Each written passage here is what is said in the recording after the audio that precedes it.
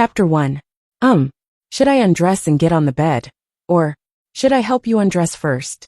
Wrapped in a bath towel, Sally Summers cautiously asked as she stood at the bathroom entrance. Tonight was her wedding night. Further away from her, a man with a black silk ribbon over his eyes sat in a wheelchair. He would be her husband from now on. It was her first time seeing him. Admittedly, he looked better than his photos. The man had angular facial features, a sharp and high-nose bridge, densely dark eyebrows, a tall and slender stature. He was the physical embodiment of her Prince Charming. Unfortunately, he was a blind man who was confined in a wheelchair. Some said that Elijah Moses was born a bringer of misfortune. At 9 years old, he jinxed his parents' death. At 13 years old, his elder sister died. After he became an adult, he brought misfortune in the form of death to his 3 fiancées. When Sally first heard about these rumors, she was scared too. However, her uncle told her that if she married Elijah Moses, the Moses family would pay for her grandmother's medical treatment. Sally was willing to risk her life for her grandmother's sake. Noticing a lack of response from the man, Sally thought he did not hear her, and repeated her words. "Humph." The cold and arrogant man slowly unraveled the silk ribbon that covered his eyes. His piercingly cold eyes scanned the girl from head to toe and said, "Do you know what kind of person you've married?" Sally involuntarily made herself smaller under the man's freezing gaze. However, after pondering for a while, she realized there was nothing to be afraid of. He was blind after all. Yet, would a blind man have such a penetrative gaze? Sally had never seen a blind man before, and would not know for sure. However, she still answered his question honestly. "I know." The man's dark eyebrows threatened a slight frown. "Aren't you scared of dying?" After removing the silk ribbon from his eyes, he looked even more stately and arrogant. Sally felt her heart palpitating. "I'm not." She stared straight at him and said with a steady voice, "You saved my grandmother. Therefore you are my benefactor. I will fulfill the promise I've made. I'll give birth to your children, and take care of you for the rest of your life." There was nothing but earnest on the woman's delicate and petite face. Elijah scrutinized her in silence for a short while. After a while he sneered, "In this case bathe me." Sally paused before responding, "All right." She had never thought of going back on her words the moment she promised the grandpa from the Moses family to marry Elijah Moses. After receiving the marriage certificate, she was legally married to Elijah Moses. Her husband was disabled. For his wife to bathe him was merely a given. "I'll get your bath water ready." After saying that, her small body that was wrapped in a towel scuttled into the bathroom. Elijah watched her leaving figure with his tightly knotted eyebrows. It was not as though he did not send someone to investigate her. This woman's background could not have been any simpler. She was a poor girl from a village who had willingly married him, this infamous jinx, to cover the medical bills of her closest relative. All 3 of his late fiancés were upper-class socialites in City A with substantial family wealth and impressive background.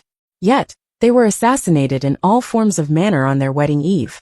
Meanwhile, this naive and idiotic Sally Summers made it to their wedding night? She was either too stupid that nobody cared to hurt her, or she was pretending to be stupid. While Elijah immersed himself in his thoughts, he heard the sound of the bathroom door opening. He lifted his gaze. A glimmer of amazement flashed across his dark black eyes. A dense fog drifted out from the bathroom. The petite woman with her delicate figure slowly walked out. Her long black hair was wet from the water vapor. A few playful wisps of hair swung around her collarbones. The towel on the woman's body was completely drenched. It clung tightly to her body, outlining her exquisite hourglass figure. "Give me a sec." She crouched down, pulled the luggage from under the bed, and opened it up. Her undergarments were neatly arranged on the lid of the luggage. She rummaged in the pile, and took out a set of undergarments made of white lace. Then she tore the label. Thinking that Elijah was blind, she changed her clothes in front of him entirely. However, such a simple and naive move posed an entirely different meaning in the man's eyes. Was this girl testing to see if he was truly blind? Phew. After getting dressed, Sally Summers walked over and casually pushed Elijah's wheelchair to the entrance of the bathroom. After helping Elijah into the bathroom, she started undressing him. Shielded by a layer of vapor between them, Elijah scrutinized her. With her head lowered, there was nothing but focus on Sally's face. Her pure eyes were unstained by any emotions, and her movements were nonchalantly serious, like she was completing her homework in school. She took off his watch, his shirt, and then, eventually, at the final line of defense, Sally withdrew her hand awkwardly and said, Can you wear this when you bathe? Elijah judged her with his eyes as a hint of cunningness glimmered in them. If I wear this, there will be spots that wouldn't be washed. Oh, that makes sense. Sally nodded slightly with her head cocked as her small hands reached for his waist. Elijah's eyes froze. As he coldly watched her taking off his underwear, his eyebrows finally mashed together violently. Was this woman really stupid? Or was she pretending to be stupid? Did she not know the word shame? Get into the bathtub here. Sally seemed to be oblivious to what was going on around her, and was extremely focused on helping Elijah into the bathtub. Yet she could not help blushing. Sally patted her face and recollected herself before asking, You can withstand some pain, right? Yes. She tucked the stray strand of damp hair behind her ears, turned around, and started rummaging in the drawers. After a while, she turned around with a coarse bath towel in her hands. Elijah could not help but feel his veins popping. This was their wedding night, and she wanted to give him a scrub? Not bothering to ask, Sally raised her hands and started working on his back. Let me know if it hurts, I'll be gentler. Elijah was speechless. Sally scrubbed him with all of her sincerity and her might. Before marrying Elijah, Sally had been taking care of her sick grandmother for many years. Her grandmother loved it most whenever Sally scrubbed her down like this. Her grandmother would say that she felt extremely comfortable every time after the scrub, and that it helped her to sleep better. As such, Sally thought that Elijah would like it too. She crouched on the side of the bathtub and scrubbed down every inch of his skin with the bath towel, like her life depended on it. Despite her using all of her strength, Elijah, however, felt like she was scratching an itch on him. He could see her diligence and sincerity. Soon enough, a sheen of sweat covered her forehead. Elijah's brows were tightly knitted into a frown. At this moment, he started to doubt if he had judged her wrongly. What would a naive little girl like her be plotting? Hey! After cleaning every other body part, Sally asked with a blushing face, Do I continue? Elijah looked at her with his pair of dark eyes. What do you think? The man's huge hand locked onto her hand in an accurate motion. The air seemed to have frozen between them. It did not occur to Sally that she could render his instrument useless with a wave of her bath towel. She lifted her head and stared into his eyes with an innocent gaze. How am I supposed to wash you if you keep pulling me like this? Coldness flashed across the man's dark eyes. Get out.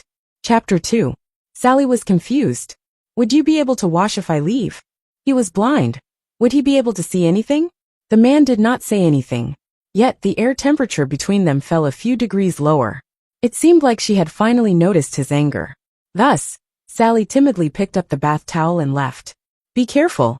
Call me if you need anything. Sally could not stop fidgeting after leaving the bathroom.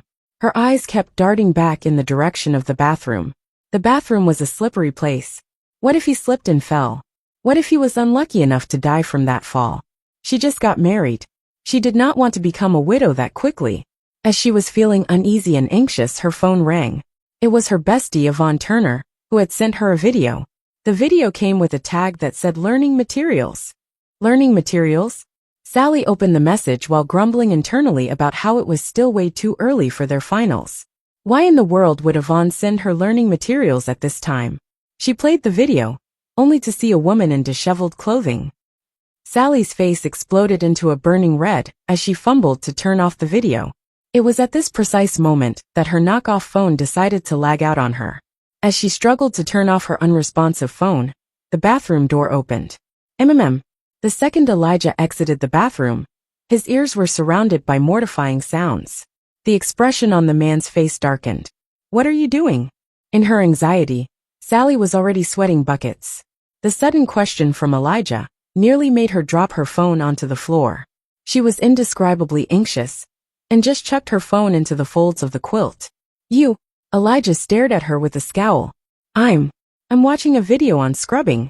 Sally clumsily sat herself down on the quilt, praying that it would be enough to suppress the woman's voice from the phone. Elijah's exquisite facial features seemed slightly distorted. A video on scrubbing? That's right. Sally pressed hard on the quilt and wiped the cold sweat from her forehead. A man is scrubbing down a woman in the bath forcefully. Elijah remained silent. Perhaps she did not just think of him as a blind man, but an idiot too? The room sank into a deafening silence. The woman's voice from the video came from beneath the quilt weakly. Meanwhile, Sally's body that was merely clothed in underwear was pressed on the quilt in a hilariously strange position. The warm yellow light from the stained glass lamp illuminated her dainty, slim waist and her fair slender legs. The scene possessed a sense of sultry ambiguity that could trigger a palpitating heart. Elijah's breathing turned heavier as his gaze darkened. Beads of sweat lined Sally's forehead. Today, she learned how tiring it was to press on a soft and fluffy quilt. Thankfully, the video ended not long after. She wiped the sweat off her head and fished out the burning phone from underneath the quilt. The man sat on the edge of the bed and gave her a look that hinted subtly at a smile. The two of them are done scrubbing each other? Sally smiled awkwardly. Yes, I'm done watching the video. As expected, we shouldn't use too much strength during a scrub. Elijah was speechless. Noticing a lack of response from him, Sally deleted the video guiltily and sent an angry message to Yvonne. You nearly got me killed. A second later, Yvonne. You're biting the hand that feeds you. Didn't you say that your newly wedded husband is disabled? This adorable fairy went all out to find you a video. Have you learned them yet? Sally's face burned bright red. Sally, die already. Since Elijah was blind, Sally did not bother to shield her phone screen from him. Elijah read every message that traversed between her and Yvonne. Sally. My phone lagged out on me as I was about to turn off the video. He heard the video.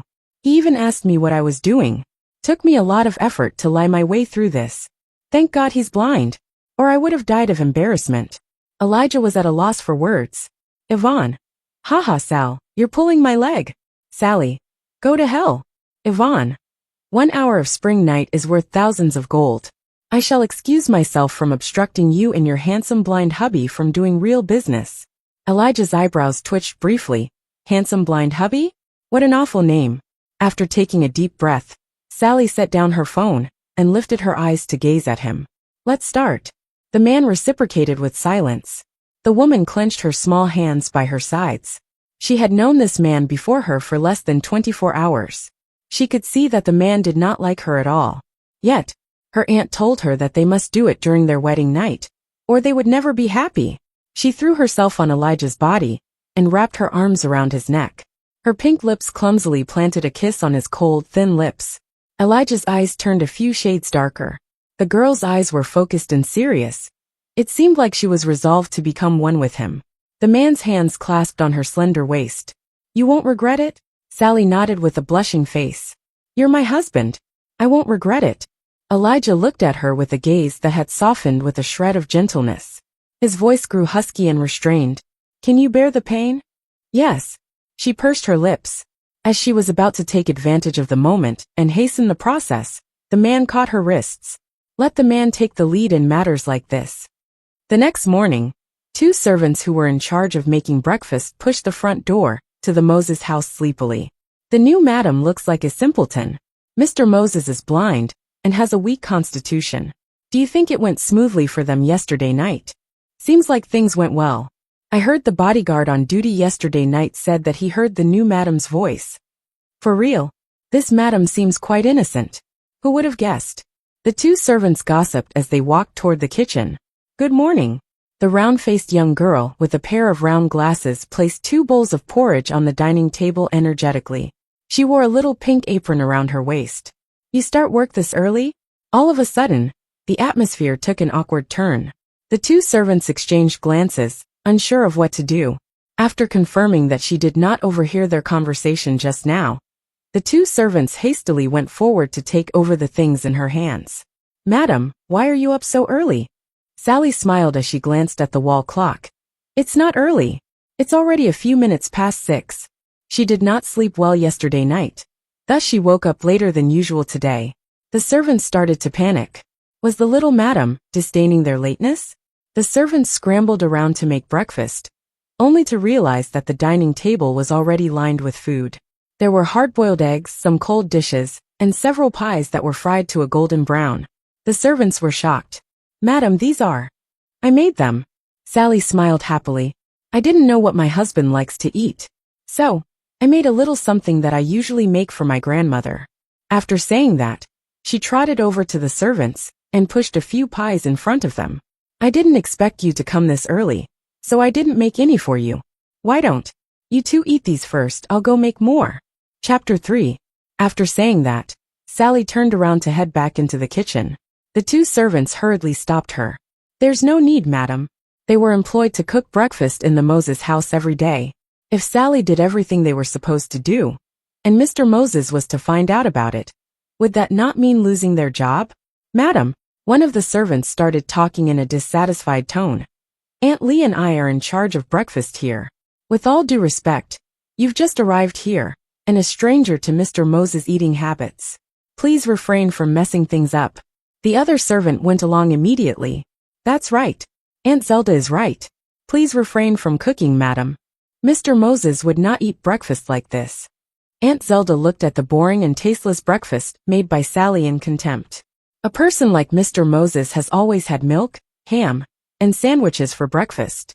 Madam, don't you think that the porridge and pickled vegetables that you prepared for him seem rather crude? Surprise swarmed over Sally's rosy cheeks before transforming into a gray dullness.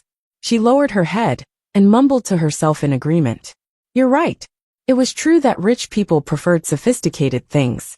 In school, even those students who were slightly well off would not join them in eating the plain porridge with a side of vegetables from the cafeteria. What more a reputed person like Elijah Moses? What a blunder! After a while, the girl recollected her thoughts. She lifted her head and beamed at Aunt Zelda. I'll just throw them away then. Aunt Lee froze. Aunt Zelda had crossed the line when she said it like that. Yet, the little madam was not angry at her, and offered to throw the food out herself? Looking at the breakfast on the table that was still steaming hot, Aunt Lee could not bear to see them thrown, and stepped forward to stop Sally. Madam, it'll be wasteful to throw them out. Leave these for servants like us. Please don't do this again in the future, madam. Sally hesitated for a brief second. Okay, I'm heading upstairs. After saying that, Sally turned around and felt bitterness rising in her throat. It seemed like her presence was not quite welcomed in this house. In the bedroom, the man with the beautiful face slept soundly. Sally lied down on her stomach at the side of the bed and traced the chiseled lines on the man's face with her eyes. She bit her lips and mumbled in a low voice. City dwellers like you are nothing but melodramatic. What milk, ham, and sandwiches for breakfast? I've never eaten a sandwich before. How would I know how to make that? Before marrying Elijah, her aunt had showered Sally with advice, saying that a woman should either fulfill her husband's sexual desires or feed his stomach. Only then would they be happy in their marriage and live happily ever after. The more Sally thought about what happened yesterday night and everything that happened in the kitchen, the more aggrieved she felt. She just got married. She did not want her life to turn out unhappy. Yesterday night, Elijah did not continue after kissing her for a while. There she was worrying about his health and thought that it would be fine for them not to do it, all things considered.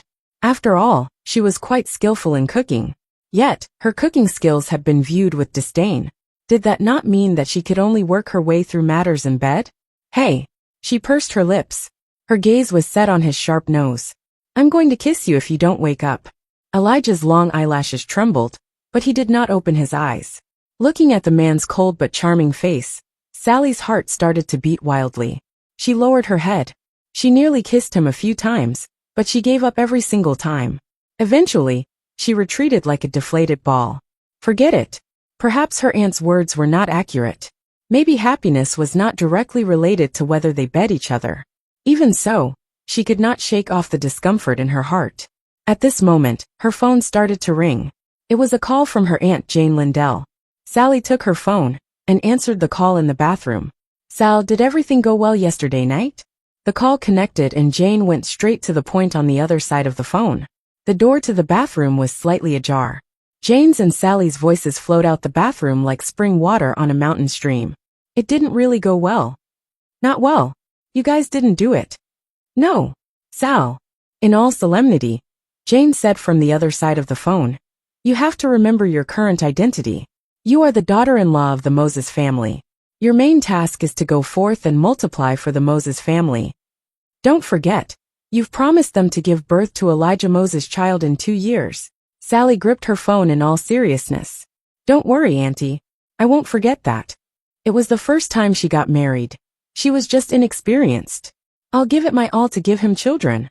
After receiving such an affirmative answer from Sally, Jane breathed a sigh of relief. Also, stop calling him this and that.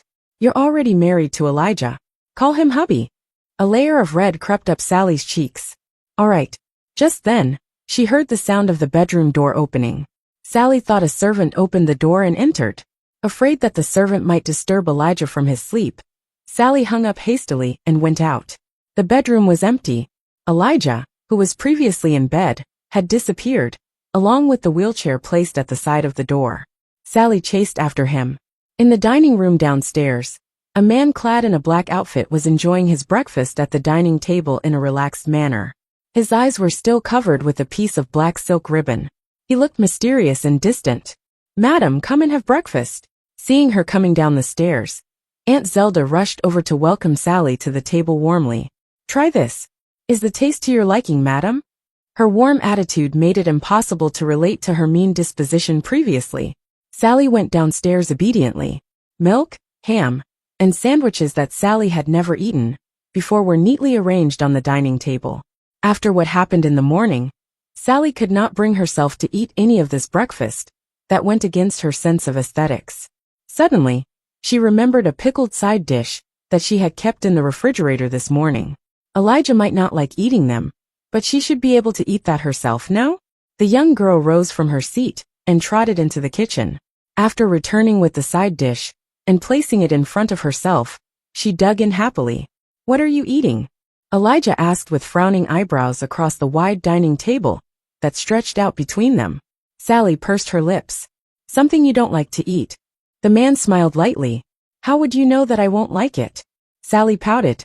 With a naive tone unstained by any sense of impurity, Sally answered, "Aunt Zelda told me that." Standing at the side, Aunt Zelda felt a chill running up her spine.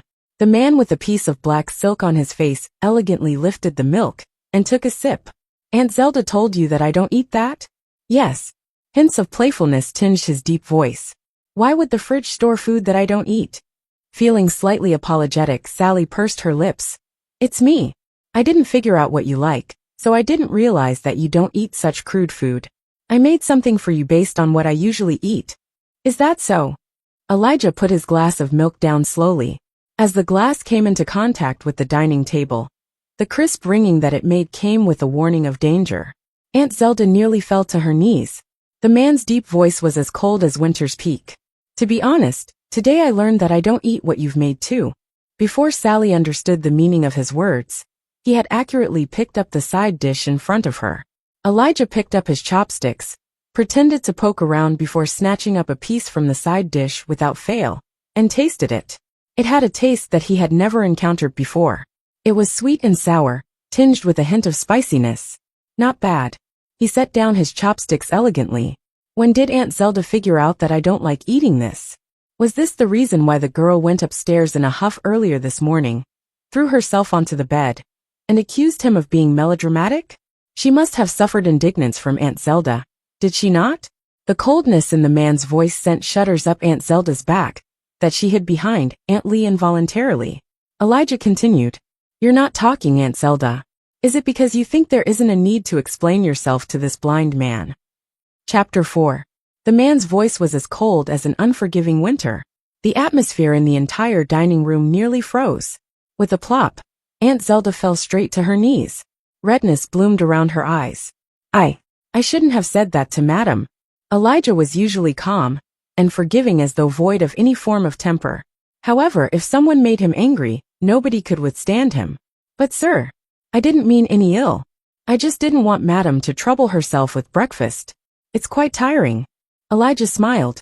He lifted his head to throw a light glance in Aunt Zelda's direction. "So, does that give you the right to simply ruin the breakfast a newly wedded wife made for her husband?" Silence covered the living room for several seconds. Elijah's words did not just manage to shock Aunt Zelda and Aunt Lee. Even Sally stared at him with her eyes wide open. Elijah was defending her? Aunt Zelda could not stop trembling from the shock. Didn't ruin. We didn't throw away the breakfast Madam made. Aunt Lee and I ate them." The smile that played around Elijah's lips got colder. "It looks like you're acting like the sir of this place more than I do." Another plop sounded. Aunt Lee went down on her knees too. Aunt Zelda hastily crawled toward Sally's legs. Madam, please help me. I was sincerely concerned that you'd think lowly of our care, since you've just arrived here. That's why I didn't wish for you to cook. Aunt Zelda was probably old enough to be Sally's mother. How could Sally withstand her begging like this? Therefore Sally pursed her lips and then opened her mouth somewhat awkwardly. Who? Hubby, Aunt Zelda means well for me. If you want to eat something I made, I'll just make them again. Once she said that, she rose from her seat and walked into the kitchen. As she walked around Elijah, the man grabbed her hand and pulled her into his embrace. His unique masculine smell with a minty fragrance wafted into her nose. Sally's face blushed bright red. Elijah hooked onto her slim waist with his hands. With a deep voice he said, "What did you call me?" Sally's face turned redder. Who? Hubby. What kind of breakfast have you prepared for your hubby? Brown sugar pie, millet porridge, and some potato side dish that I made on my own, and cucumber. Looking at her blushing face, Elijah smiled and gave her forehead a little peck. Make them for me tomorrow, okay? Sally pursed her lips. Then today's breakfast. He set her down. Just eat something. You're going to be late. Sally recollected her thoughts. After glancing at the time, she realized she was about to be late. It was nearly 8. She had a class at 8:30. Thus, she stuffed a few mouthfuls into her mouth and fled upstairs to change and pick up her bag. When she was done changing and went downstairs, Aunt Zelda was nowhere to be seen. Only Aunt Lee was left kneeling on the ground. The man with his black silk ribbon was still sipping his milk slowly. Hearing the sounds of her coming downstairs, the man said lightly, "I've arranged a driver to send you. Come home early after school." Sally blushed. "Thank you. Sir, I've told Aunt Zelda everything that you had me say. She should be reporting the same to the other side." Aunt Lee said that slowly after watching Sally leave. "Get up." Elijah switched into a more comfortable pose and leaned on his wheelchair. "There's something I can't figure out. Both you and Aunt Zelda were sent by my grandfather. Yet, how did Aunt Zelda get bought over by Uncle Daniel, but you didn't?" Aunt Lee's face paled. With another plop, she kneeled on the ground again. "You've been assigned other tasks, haven't you?" Elijah picked up a napkin and wiped his mouth elegantly. "I won't do anything to you for now. Since grandfather sent you over to watch me, you should report the truth to him. That I've sent Aunt Zelda away angrily in defending Sally." Aunt Lee understood what he meant. "Don't worry, sir." "Thank you, Uncle Joe." Near a city university, Sally opened the car door with her bag on her back and rushed toward school. The morning sun shone on her ponytail. She was glowing with the spirit of youth. After waiting for her silhouette to disappear from his sight, the driver pulled out his phone and made a call. "Sir, Madam got off the car 2 streets away from school." The man's deep voice lightly replied. "What did she say?" "She said the car is too luxurious. She didn't want others to know that she married into a rich family." "I got it. Follow her wishes." With 3 minutes left before class started, Sally entered her classroom looking out of breath. Yvonne looked at her with eyes full of surprise. "You came to class?" Sally wiped the sweat off her forehead. "Phew, lucky I'm not late." She was still in her typical faded jeans and a white t-shirt that she had worn since forever. Her hair was still pulled into a thick ponytail on the top of her head, and her face did not have any makeup on. She showed no hints of being married and becoming someone's wife. After wiping off her sweat, Sally took out her textbook and notepad with a serious expression on her face. "The teacher should be finishing up on the theorems that we were learning during the last lesson, right?" Yvonne looked at her like she just saw a ghost. If she remembered correctly, Sally's handsome blind hubby was already 26 years old.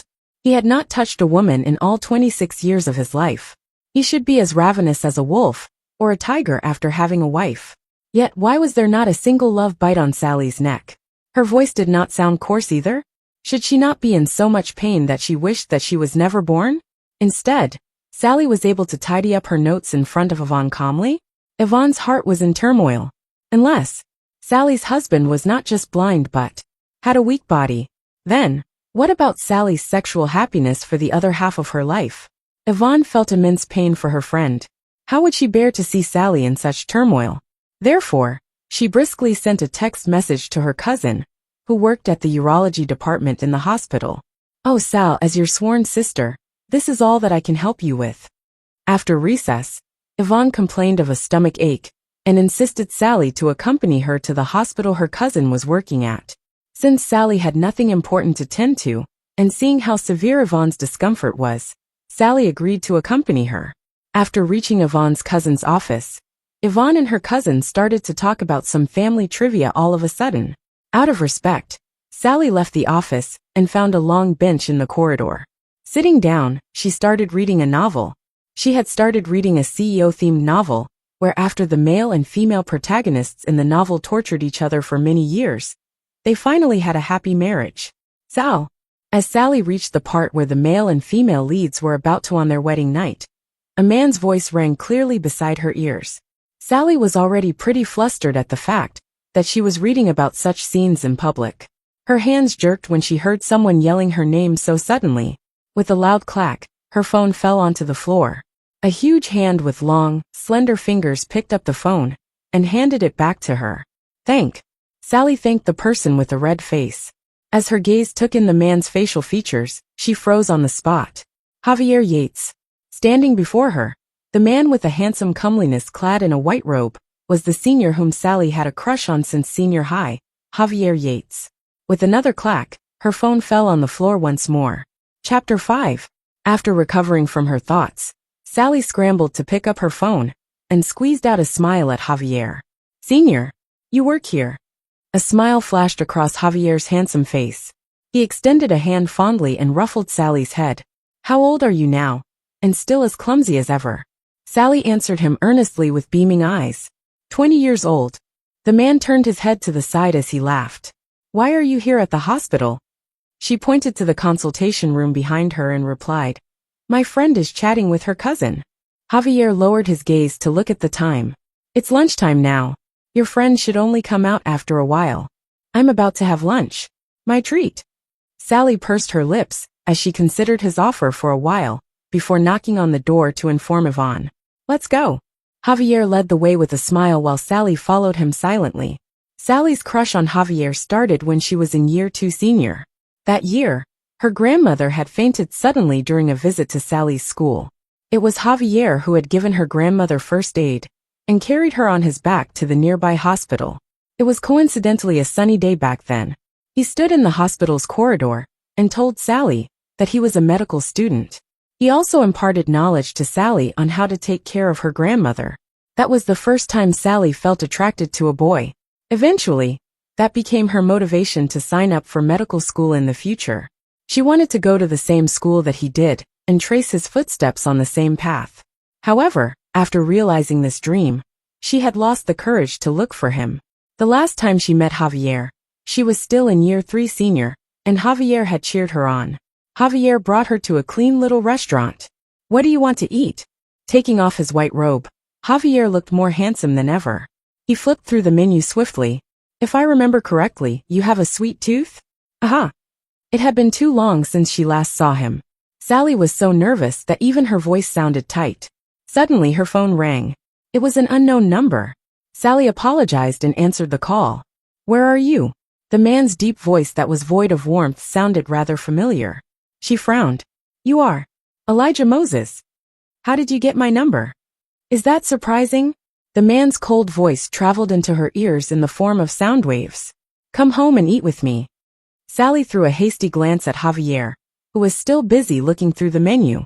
"Can I go back a bit later?"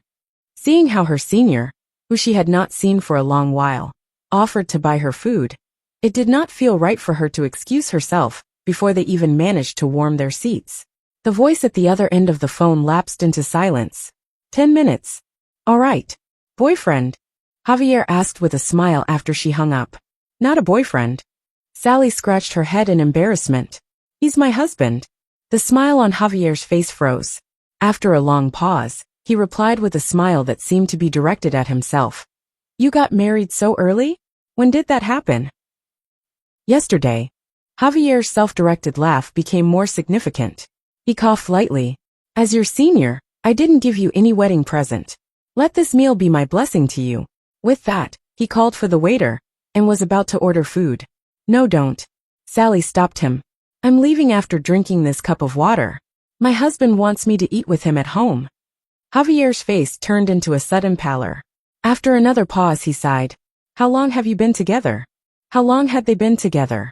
Sally thought about it carefully. Her relationship with Elijah was about a day and 2 hours long. Of course, she would not tell Javier this. Therefore, she gave him a white lie. Just around 2 months. Javier laughed. Such a short time. Was it love at first sight for you too? Sally took a sip of her water guiltily. Yeah, love at first sight. The moment her pink lips came into contact with the warmth of the water, memories of Elijah's kisses yesterday night overwhelmed her mind. The lines on Elijah's lips seemed hard, but they felt soft when her lips touched his. There was a faint blush growing on the petite woman's cheeks. In Javier's eyes, she blushed because she felt shy at the mention of her lover. His face turned more pallor. Sal, in the middle of their silence, Yvonne pushed the door open and entered the restaurant. Your husband's driver is waiting for you outside. Do you want to talk longer? Sally hurriedly glanced at the time and realized that exactly 10 minutes had passed since Elijah's call. She rose to her feet and looked at Javier apologetically. Mr. Yates, let's talk some other time. Javier nodded. Take care. Sitting at the restaurant's window, he watched Sal getting dragged along by the girl and laughing as she got into a black BMW. A bitter smile appeared at the corner of Javier's lips. It seemed like she was living her best life. Sal, I got my cousin to prepare this for you. It's medicine to help with your husband's blindness. Once they got into the car, Yvonne stuffed a few bottles of medicine into Sally's bag. Most people with disabilities feel particularly inferior. If you tell him that the medicine is for his eyes, he'd misunderstand that you're prejudiced against him. So, tell him that these are vitamins for his general health. I've peeled off the description and labels. I've written the dosage and time to take them on a piece of paper. Thanks. Sally was still beating herself up because she did not get to speak longer to Javier. Her thoughts were in a mess. Therefore, she did not think to look into the effects of the medicine.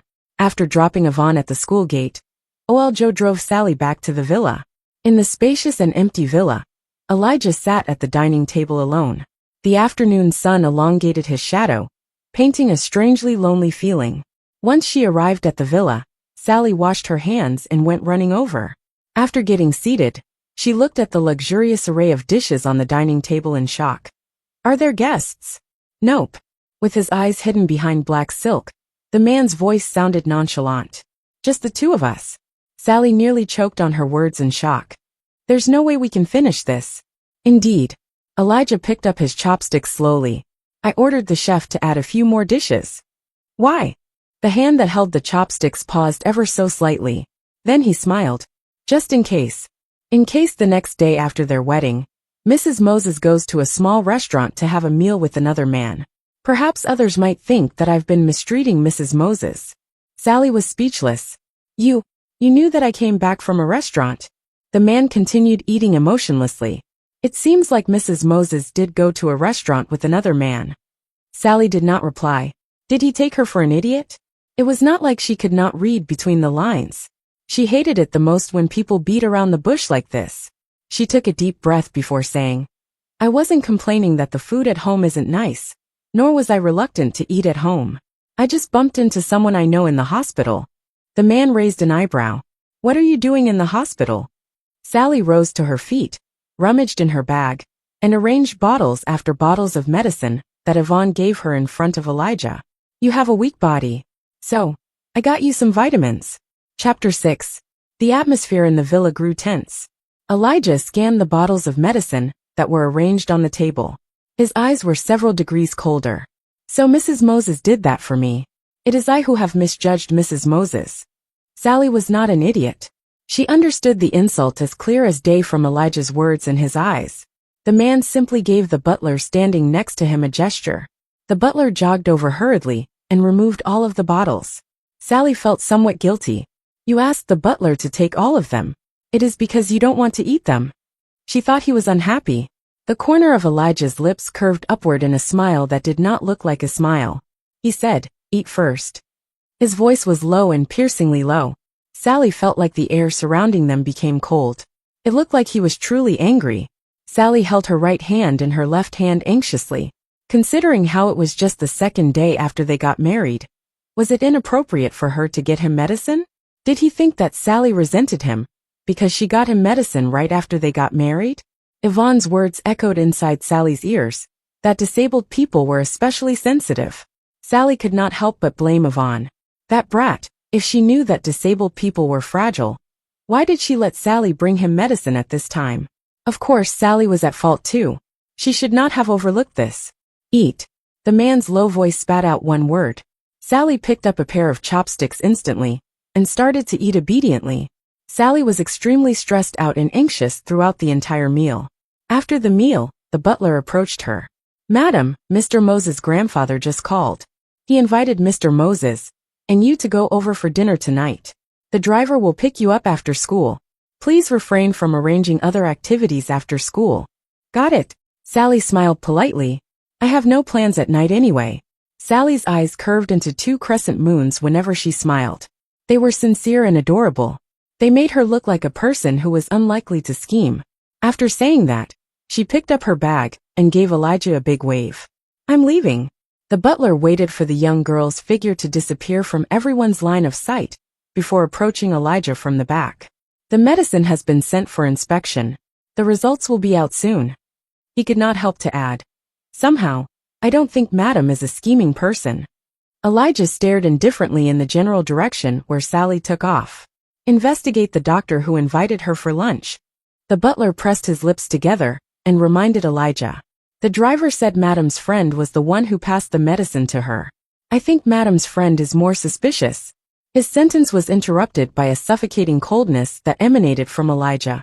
With an ambiguous smile playing around his lips, Elijah responded. I want to investigate the person who asked my wife out for lunch. Is there a problem? None. None, sir. As Sally walked out of her school after class, she saw the driver waiting for her at the main gate. A Rolls-Royce was parked somewhere not so distant from the school gate. Sally heard her heart skip a beat. She dashed toward the driver and said, Let's go. If any of her classmates saw her going into a luxurious car, all sorts of rumors would fly around the school. Yet, the more worried she was about the matter, the more likely it was to happen. The moment when Sally got into the car, she clearly saw one of her classmates, Joan Lewis' shocked face. She was done for. Sally fell into utter despair. Joan Lewis could be compared to a megaphone speaker in school. The whole school would know what she knew in less than a day. Sit tight. As Sally nearly slammed her head thinking about ways to salvage the situation, a man's throaty voice came from her back. She froze and turned around. The man with a black ribbon around his eyes sat in the back seat of the car with a face as cold as a glacier. She was shocked. Why are you here? The plan was for the driver to pick her up so that they could join Grandpa Moses for dinner, right? Was passing by. The man leaned against the leather seat as he casually spat out the three words. It felt like he was not keen on talking to her. She guessed that he had not gotten over the anger he felt in the afternoon. Sally looked out the window dejectedly. After the car departed for a while, she noticed something was wrong. The car was not heading in the direction of Grandpa Moses' house. Were they heading home? She furrowed her brows. Aren't we heading to Grandpa's place? There was disdain in the voice belonging to the man at Sally's side. You plan to wear this? At that moment, Sally realized that she wore her jeans that faded from overwashing, and a white t-shirt with "We fairies have no conscience" in black print. It did not seem like she was dressed appropriately for the occasion. Yet, how do you know what I'm wearing? He was blind, was he not? The man responded with a cold "Tsk. I have no comments on your taste." Sally was rendered speechless. No matter how patient she was, Sally would be unhappy if he insulted her one after the other. Hence, Sally rolled her eyes at him. When it occurred to her that he would not be able to see it, she rolled her eyes a few more times. After that emotional outlet, Sally pursed her lips and continued looking out the window. If you want me to get changed, you could have waited for me at home, right? Why tag along? Going out should be a rather inconvenient task for a person who was blind, should it not? Elijah let out a cold laugh and called out to the driver indifferently. "Oh, Joe." Soon the partition in the middle of the car descended. The interior of the car was now divided into two closed spaces. In an elegant motion, Elijah handed Sally a document. Read it. Sally did not understand the purpose, but she opened it up anyway. It was a lab inspection report. The items of inspection were a few bottles of unlabeled drugs.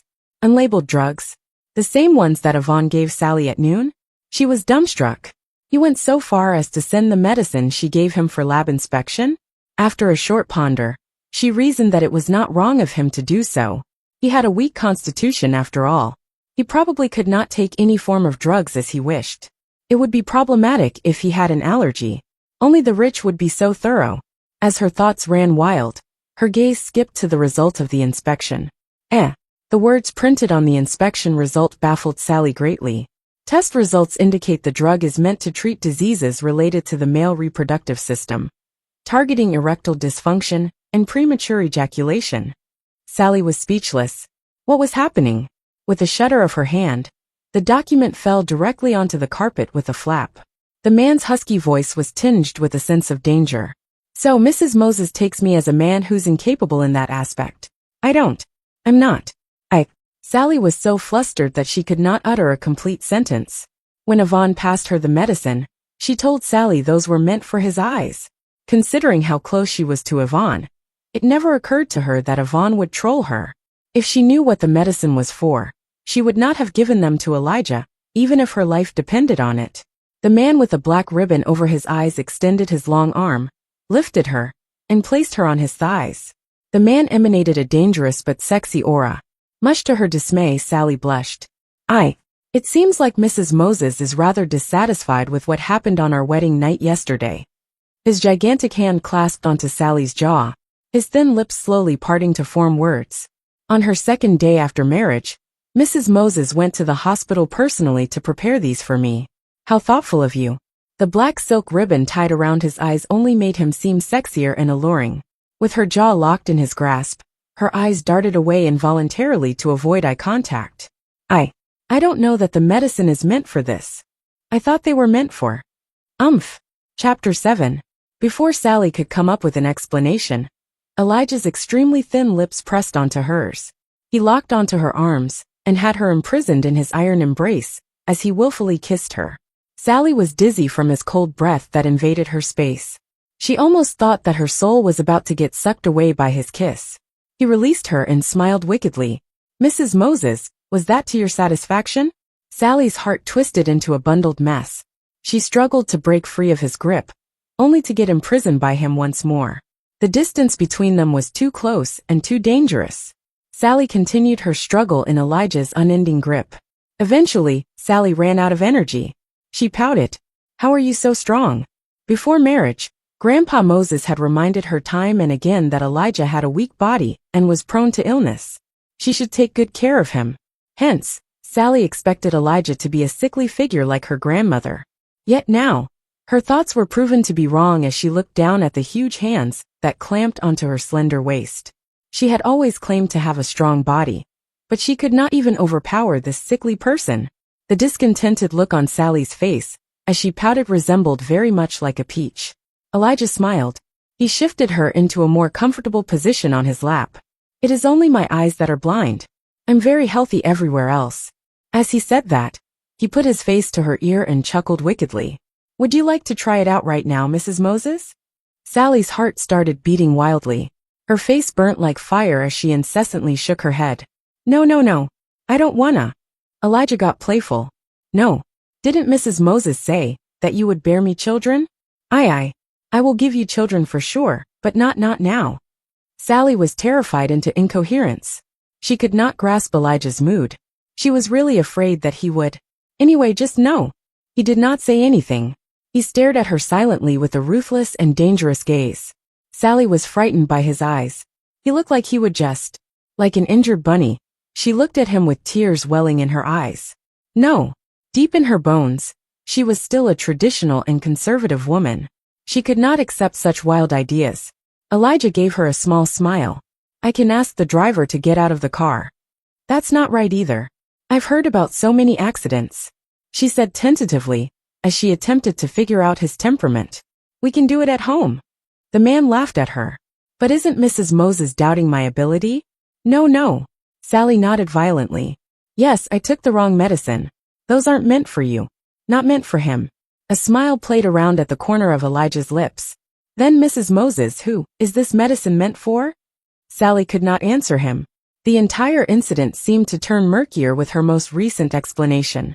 In her haste, she could only make another attempt to grasp at straws. It's for my good friend, Yvonne. Her boyfriend faces a lot of problems in bed. That's why she bought the medicine in the hospital. We mistook each other's medicine by accident. Since Yvonne Turner dared to troll her, she would not hesitate to throw her under the bus. Spouting nonsense with a serious look on her face, her actions triggered a slight sense of humor in Elijah's exquisite face. Upon realizing that Elijah's mood had lightened up, Sally held his arm and shook it. It's true that I mistook the medicine. How could I ever think of my hubby as problematic? Her voice was sticky and sweet as though immersed in honey. The car came to a halt. Indifferently, Elijah said, "You have half an hour to get changed." His voice retained its huskiness, but it was clear to Sally that there was joy in his voice now. It seemed like he was no longer angry. She got out of his arms and subsequently, the car in a hurry. As she stepped out of the car, she turned around to look at him, as though she remembered something. "Aren't you getting out?" Elijah puckered his lips ever so slightly. "Is Mrs. Moses asking me if I'm getting out of the car, because she wants to bring the matter that we discussed just now into the bedroom?" The moment he completed his sentence, Sally had fled into the villa in a flash. Looking at her figure that flaunted her youth, Elijah threw both his hands to the back of his head, and a small smile started to appear at the corner of his lips. Sally and Aunt Lee terrorized the walk-in wardrobe for 10 whole minutes before mutually settling on a very ladylike, little pinkish-white dress for her. After changing into the dress, Aunt Lee worked diligently to put makeup on Sally in a style that matched her dress. This was the first time, aside from her wedding yesterday, that Sally wore such a dainty dress and had such beautiful makeup on. Looking at her doll-like self in the mirror, Sally spun around in excitement. Aunt Lee smiled at her. "Madam, half an hour is nearly up." Hearing that, Sally recollected her senses, picked up her purse, and hurtled out the door in her 7 centimeters tall heels. The young lady could not hold her emotions in. She wanted to show off to Elijah the moment she got into the car.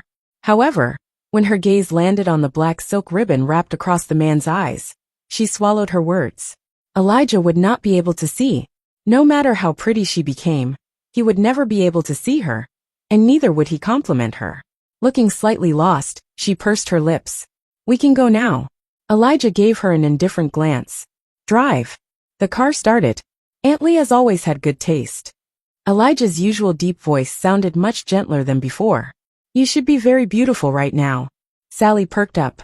"That's right. That's right. Aunt Lee really knows how to pick a dress. Let me tell you."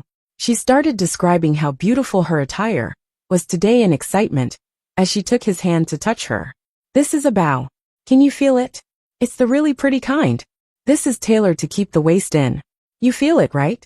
The cutting made me look very slim." Throughout their journey, she put the man's hand all over her body without any impure intentions. Occasionally, his hand would come into contact with her smooth skin. She did not think too much of it, and continued to speak animatedly. Looking at how energetic she was, Elijah smiled despite himself. This silly girl. Just when Sally started to get thirsty from talking, the car came to a halt. The driver propped up the foldable wheelchair in an orderly manner, opened the car door, and helped Elijah into the wheelchair.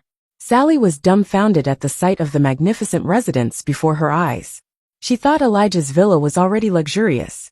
Never would she have expected. "Elijah, you found time to visit the OL family house, eh? Oh right. I nearly forgot that you just got married yesterday. You bringing your wife over to see grandfather?" A man's voice laden with insults sounded. Sally frowned and turned to the source of the voice. At the entrance to the old family house, a man in black stood with his hands crossed in front of his chest.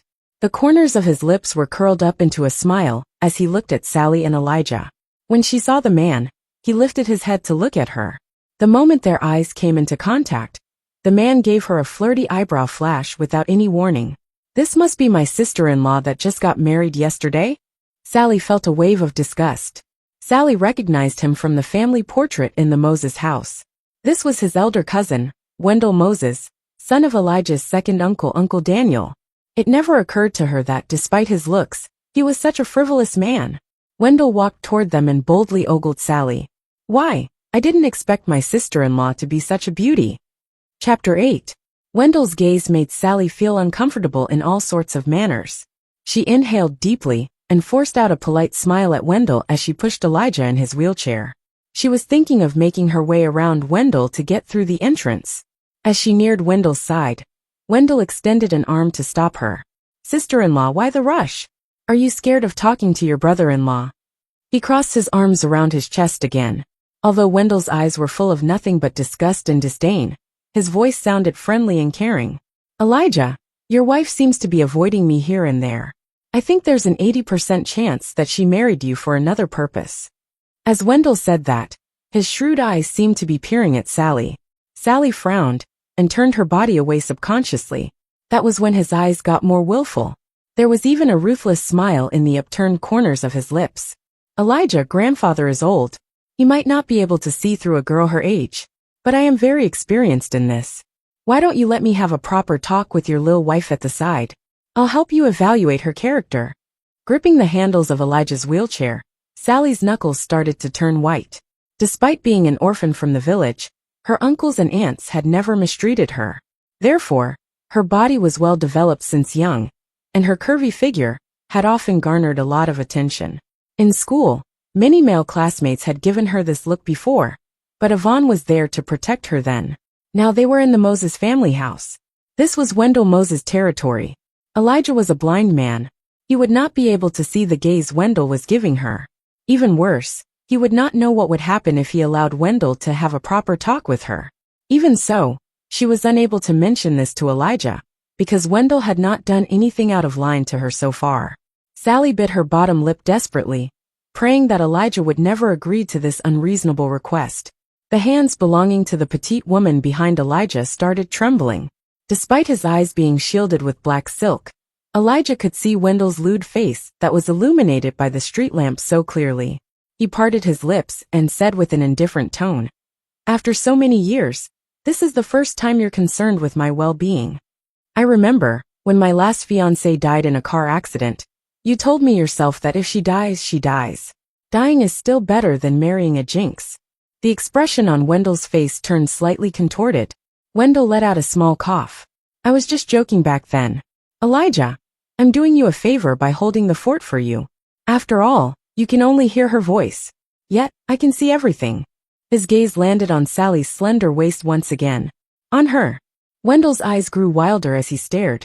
"So, I'm just saying that it might be best if you let me check her out for you." Sally's face paled by a few shades. Wendell's tone might sound concerned, yet the gaze that he directed at Elijah was full of insult and contempt.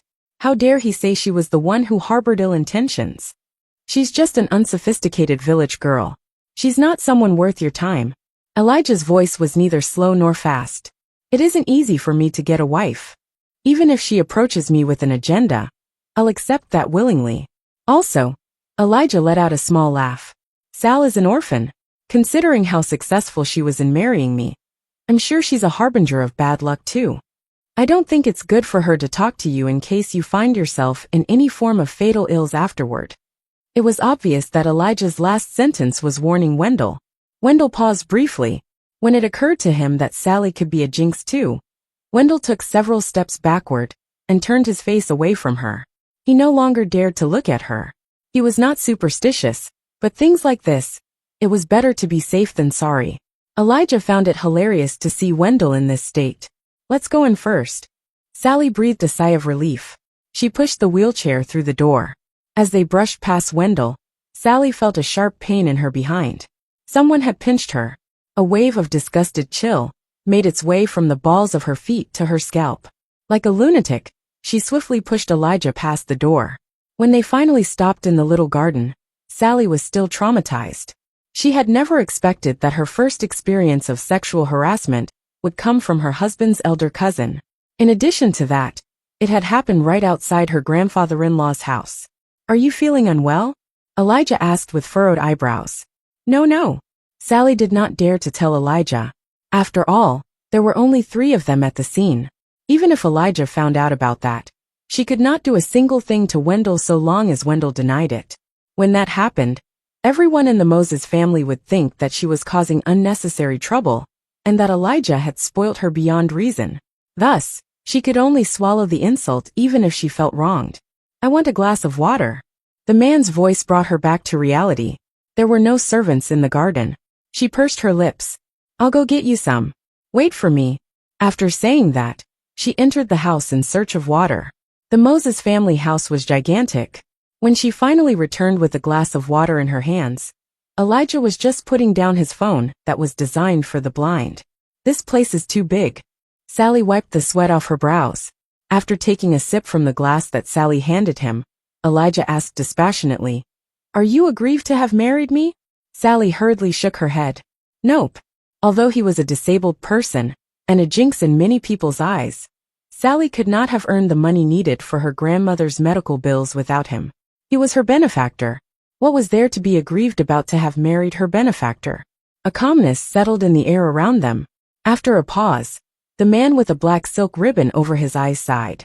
"You must tell me if you've been wronged. My eyes might be blind, but my heart isn't." Sally had always been one with a great capacity to overlook problems.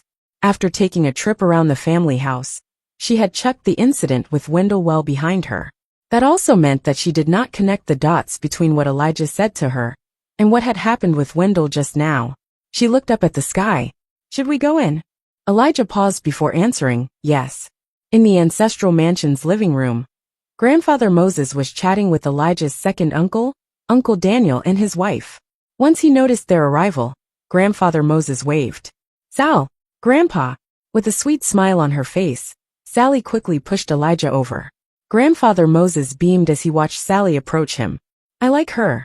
Daniel Moses peered at Sally and said, "You chose her. Naturally, nothing can go wrong with that." Meanwhile, Lucille Horn, who was standing next to Daniel, laughed scornfully. "I heard that Elijah threw a big tantrum early in the morning and kicked out an old servant for Sally Summers' sake. Elijah is known as a person who doesn't have much of a temper. Everything changed after marrying this girl. I'm sure she won't be much of a decent person." Grandfather Moses frowned and interrupted her. "Elijah is too boring. A person like him could use someone who makes him lose his temper. I don't see why that's not a good thing." Lucille's eyebrows twitched violently. She did not expect Grandfather Moses to be this protective over Sally. "Grandpa, Uncle Daniel." Sally pushed Elijah's wheelchair over energetically. As she greeted everyone, she refilled Elijah's glass of water. "The lawn is so big. I've been walking for a very long time." Grandfather Moses grinned at her. "Elijah didn't bully you, did he?" Sally shook her head. "Nope, he's very good to me." A cold laugh slipped out from Lucille's mouth. "Of course, he treats you well. For your sake, he chased out an old servant early in the morning." Elijah had always been a person of peculiar disposition. It took Lucille long enough before she managed to assign Aunt Zelda in that house. Much to her dismay, Aunt Zelda was dismissed in less than 2 days, all because she had offended Sally Summers. Sally was surprised to hear the news. "Chased out who? Does Aunt Lucille think it was inappropriate of me to kick out a servant who insulted my wife the next day, after getting married?" Elijah's tone of voice was firm, yet leaning toward a frosty quality. Solistuzkent. She didn't grumble despite the indignance she had suffered. "Should I, as her husband, have to swallow that too?" Chapter 9. Lucille froze. When Aunt Zelda got dismissed from the house, Lucille merely understood that Elijah did it for Sally. She did not know the reason behind that. The truth was that Aunt Zelda had insulted Sally. She pursed her lips. If she knew that this was the reason, she would not have brought this up. Daniel lightened the atmosphere with a small laugh. "Elijah is a man. Sally is a daughter-in-law to the Moses family nonetheless. She mustn't be made fun of by the servants." Lucille lost the argument. She huffed coldly and retreated into silence. Grandfather Moses shifted the topic smoothly into catching up with Sally. It was then that Daniel's phone rang. Glancing at the number on the phone, his face turned pale drastically. "Excuse me, let me take this call. Please continue chatting." Elijah's voice was indifferent with a hint of coldness. Later, Uncle Daniel. Not long after Daniel left, Wendell walked through the door in an uncouth manner. After looking around the living room, Wendell sat in a chair directly across Sally and started throwing all sorts of flirty looks at her. Looking at Wendell's shrewd face, Grandfather Moses spoke angrily. "This is your sister-in-law." "I know." Wendell winked at Sally. "We bumped into each other at the door just now. I've gotten to know Sal, my sister-in-law, rather thoroughly." Wendell intentionally lowered his voice when uttering rather thoroughly. Sally's eyebrows were tightly knitted. She turned around to see servants who were busy preparing dinner. "I'll help out in the kitchen." Immediately after saying that, she stood up and walked toward the kitchen. Wendell sat across her, and she did not want to see his face for a minute longer. Upon taking a second step, her wrist was caught by a coarse and strong hand. There are plenty of servants in grandfather's house. Don't trouble yourself. That's right. Lucille laughed as she sneered. Is there anyone here who doesn't know that you're from the countryside and loves to do rough work? Even so, with so many servants around, you should just sit down obediently and act like a lady. Sally's face turned paler and returned to her seat. Shortly after she was seated, they heard a noise coming from outside the house. The butler hurried in and said, "Sire." The butler looked at Wendell, who was eating fruits in a slovenly manner. Grandfather Moses was displeased. "Speak." After hearing that, the butler opened his mouth and fearfully said, "Outside. Mr. Green has brought his daughter over, saying that they're here to seek justice. They said, Master Wendell did something rude to Miss Green a few days ago." Grandfather Moses gave Wendell a cold glare. What happened? Wendell continued eating his fruits without a care in the world. They're making a mountain out of a molehill. That day, I drank at the nightclub and accidentally gave Chelsea's but a tiny pinch. What's with that? The atmosphere in the living room froze for 2 seconds. At the third second, Grandfather Moses snatched up an ashtray and hurled it at Wendell. You bastard! If this isn't being rude, then what is? The Green family was also a reputable one in a city. If news about this matter were to spread, it would surely sully the Moses family's reputation. Wendell dodged the ashtray. Despite not hitting him, the ashes still landed on his body. Wendell, who was clad in a suit, now had an ashen face. Grandfather, you're making a mountain out of a molehill too. The corner of Wendell's lips twitched. It's not my fault. Chelsea Green went to the nightclub and wore such a short dress. When she sat next to me, I could nearly see her underwear. What was she doing if not tempting me? So I just gave her a pinch. She's not done with that. Grandfather Moses hurled another cushion over in anger. Wendell. Elijah broke the silence that he religiously practiced and said, You're not a child anymore. The Green family has brought the problem here. Since you're not dealing with this yourself, are you waiting for grandfather to clean up after you? Wendell rolled his eyes at Elijah. If I go out now, what else would the Greens do if not beat me to a pulp? Elijah's voice retained his usual indifference. Wendell, I have never thought of you as an irresponsible person. If I'm not mistaken, didn't grandfather just elected you as the CEO of a subsidiary company not long ago? If you have to hide behind grandfather for trivial matters like this, how long would you last as the CEO if the company shareholders found out just how irresponsible you are? With that being said, Wendell could not shirk this responsibility even if he had wanted to. Lucille rose to her feet and dragged Wendell with her. Our Wendell is capable of dealing with a small matter like this. You don't have to be sarcastic. Sally watched with furrowed eyebrows as Lucille dragged Wendell away. Wendell did not think that he was at fault at all. Could anyone be sure that things would not worsen after he got out there? She turned around to see Elijah sipping his tea in a relaxing manner. Troubled, Grandfather Moses summoned the butler and whispered into his ear. After the butler left, Grandfather Moses gave Elijah a cold sneer. The Green family has always been unforgiving when they have a reason to. You saw that Wendell did not feel a single shred of guilt about it too. With your intelligence, you should be able to guess what's going to happen if you let him come face to face with the Greens. As Grandfather Moses said that, the noise outside grew louder. Sally could hear Wendell yelling at Chelsea Green at the top of his lungs. Things had indeed taken a turn for the worse. Get out of here from the back door. I'll pretend you were never here tonight. Grandfather Moses rose from his seat angrily and glanced coldly at Elijah. Since you're younger and have poor health, I'll not hold you responsible for the instigation just now. Don't let me hear that for a second time. At that, Grandfather Moses left with an angry flick of his sleeves. Elijah sat unmoved in his wheelchair. An arrogant smile danced around the corners of his lips. After asking the servants for the location of the back door, Sally obediently pushed Elijah away. The fight outside the door became more aggressive. After leaving the house, Elijah remained silent. Initially, Sally thought the back door would be easy to find. However, the winding paths at the backyard of the Moses family house proved to be too complex to make out. In addition to the various colorful flowers that decorated the place, Sally was utterly lost. I think I'm lost. Sally looked at the gravel path that she seemed to have turned into for the 10th time in despair. She sighed helplessly.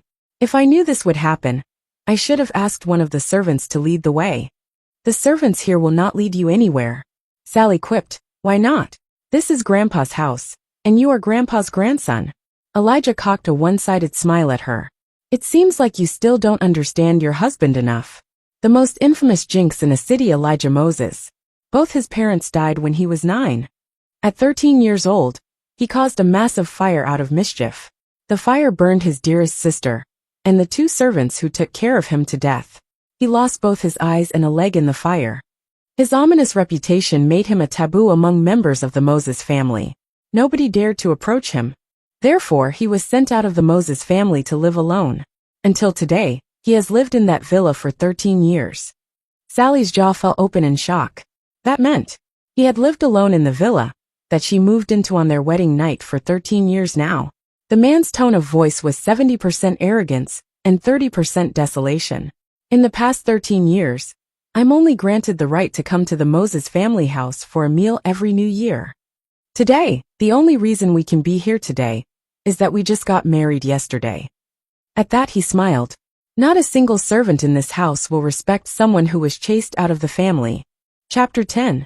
Sally's hands shook as she gripped the handle on the wheelchair. After hearing Elijah's words, she suddenly recalled that not a single servant had spoken to them the moment they stepped into the Moses family house. Under the moonlight, she looked at Elijah's chiseled face and pitied him. His elder cousin, Wendell, continued to berate Elijah for being a disabled person and sexually harassed Elijah's wife before him. His uncle and aunt were sarcastic and spiteful to him. They had never looked him straight in the eye. His grandfather. Before this, Sally was convinced that his grandfather must have loved Elijah a lot. Otherwise, he would not have been concerned with something as important as his marriage. Yet, just now in the family house, Grandpa's cold indifference made Sally feel like Grandpa did not like Elijah that much. Sally felt soured by the thought. Elijah had lost his closest family members since young, and his other relatives mistreated him. He must feel unbearably painful in his heart, right? Almost instinctively, Sally extended a slightly trembling hand to touch his icy cold hand. The man's hand twitched slightly. Sally recollected herself immediately. As though getting scalded, she retracted her hand immediately, but firm words still escaped from her mouth. From now on, I'll be your family member. I'll be your company.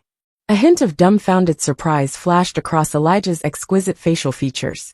He turned around and looked at her with his brooding eyes, shrouded by a layer of silk. Sally thought he did not hear her. Thus, she repeated it in a serious tone.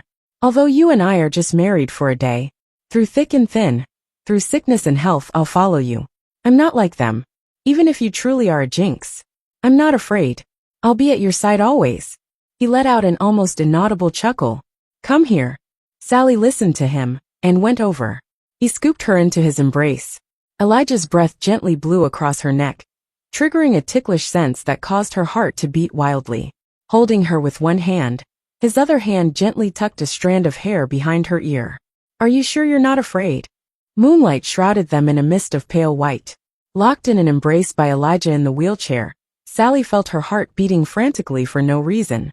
Under the moonlight, the side of the face that belonged to the man with the black silk ribbon over his eyes was filled with a sense of suppressed passion. He was both dangerous and captivating. Sally's face started to burn hot in embarrassment. Such a handsome and attractive man became her legitimate husband yesterday. Was that not a blessing to her? The woman's blushing face was beguilingly adorable under the moonlight. Elijah repeated his question huskily. You're not scared of being with me?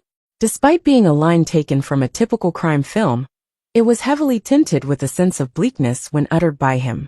Sally's heart ached for him. Resolved, Sally nodded her head with a pair of innocent beaming eyes. I'm not scared. He might have lost 3 fiancés, but she had married him without a hitch. That had just proven how lucky she was. Elijah stared at her pure eyes that were free of the blemishes of the world, and heaved a small sigh. Silly girl. Before Sally could figure out whether the phrase was meant as a compliment or an insult, a figure rushed out from the Moses family house. Elijah Moses. With an ashen face, Wendell rushed over angrily. His hair was a mess, and his suit hung crooked on his body. There was even a swollen mark of a slap on his face. He kicked Elijah's wheelchair hard. You usually keep so much to yourself that you won't even let out a single fart. Yet, How dare you taunt me at such a critical moment? I should have known you're up to something. You've egged me on to fight with the Green family. Now they've made it into a bigger deal. For the sake of his reputation, grandfather has withdrawn the company he just gave me. Stupid blind bastard, you did this to me. Elijah let out a little laugh. With a cold tone he said, if you already knew I mean harm, why did you fall for it still? Unless you only figured out that you weren't supposed to go against the Greens after getting beaten up due to your stupidity? Elijah's voice was the embodiment of glacial spite. There was no way the hot-headed Wendell could have swallowed Elijah's insults. Wendell landed 2 more kicks. Elijah's wheelchair started to tip. It seemed like it was about to topple over. Wendell expected the kicks to send Elijah the cripple upside down.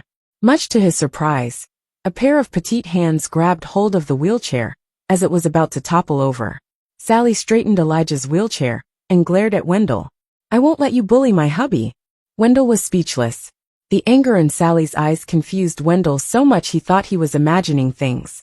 This little lady appeared weak and gentle before. She did not even dare to say anything when he pinched her butt. Now she was glaring and yelling at him? Wendell chuckled coldly. He extended a hand to tickle her chin frivolously. What? Trying to defend your crippled husband, eh? Don't forget, you should be worried about yourself. Upon saying that, he burst out in an evil laugh. Aren't you afraid that I'll *CK you in front of your crippled husband? Initially, he thought that a woman who would not voice out after he molested her would not have much strength for a fight anyway. Yet he was wrong. Sally gritted her teeth and took off her 7 centimeters high heels immediately. Before he knew it, she whacked the heels straight into Wendell's face. Isn't it enough for you to bully me? And now you want to bully my hubby? Do you really believe my hubby has no family? I'm telling you, I'll protect my hubby myself from now on. Wendell was in a daze being whacked by both of Sally's high heels. By the time he regained his senses, Sally had already pushed Elijah's wheelchair and fled barefoot away. They quickly disappeared at the end of the flower gallery. Wendell wiped his face and smelled the rusty sweetness of blood. He cursed internally. Wendell was about to give chase when Daniel yelled behind him. Come back. You've embarrassed yourself enough. But Father, Elijah did this to me. It's your fault for getting caught red-handed. Daniel glared at Wendell. Stop this nonsense. Grandfather is still angry. If Elijah reports you to the old man, it'll become more difficult for you to get money from him. Wendell sneered contemptuously. I don't see grandfather liking Elijah. After all, he chucked him outside for so many years. Now he arranged for Elijah to marry a country bumpkin. Isn't it obvious that he has no plans for Elijah to inherit anything? Daniel laughed coldly from afar. If it wasn't for me taking care of his 3 previous fiancés, do you think Elijah would have ended up with a bumpkin now? Wendell was stunned. His 3 late fiancés. I did it. In the darkness, Daniel lit up a cigarette and started smoking. Don't you dare think that you're free of worries now. That Jinx is your grandfather's favorite, all right. Pushing Elijah's wheelchair, Sally ran frantically along the road. The complex and winding paths in the flower gallery opened itself up into a smooth path in their haste. She ran on and on while pushing Elijah until they reached the side of the road. After confirming that Wendell was not at their tails, she crouched down and leaned against the side of the wheelchair to catch her breath. She could not remember when was the last time she experienced something this nerve-wracking. Thank you. Still stead in the wheelchair, the man clad in a black shirt fished out a bottle of mineral water from the side of the wheelchair and passed it to her. Sally took the bottled water, twisted the cap open, and gulped a few mouthfuls of water. She felt relief all over her body. She lifted her gaze to look at him as she wiped her sweat. I ran too quickly just now. I didn't shake you too much, did I? In the wheelchair, the man responded with a light laugh.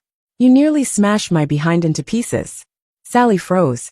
Her voice became timid. Really? Why don't you check it out?